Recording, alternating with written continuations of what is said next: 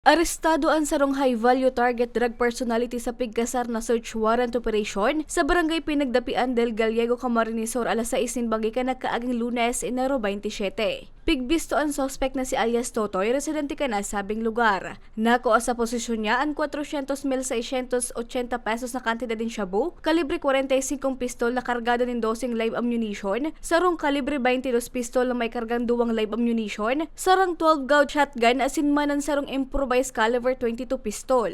Series of surveillance po ng monitoring and katuwang tabihin yung mga nasa community na kung saan yun po ang nagbibigay ng information sa ating operative. Kaya nag-come up tayo na mag-apply ng search warrant and na-approvean po dahil para ng mga dinatago niyan baril at illegal na drugs.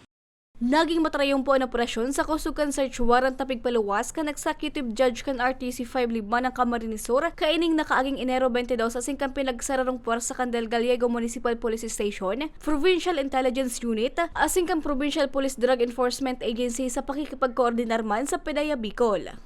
Bilang kahayag po ng bilang Gallego, sana po suportahan po natin ang kampanya laban sa illegal na droga and base po sa ngayon dahil implementation tayo ng ganbang, election period, yung may mga gun holder owner po ng Novrebede, yung mga expired yung license, di po sit na lang po sa kanya-kanya mga station dahil po pinagbabawal po ang pagdala, lalong-lalong na sa pagbiyahe dahil po may diligent content tayong ginagawa sa pag-implement ng ganbang po. Sana po maging matahimik at mapayapa po ang eleksyon kung makikipag-cooperate po ang lahat.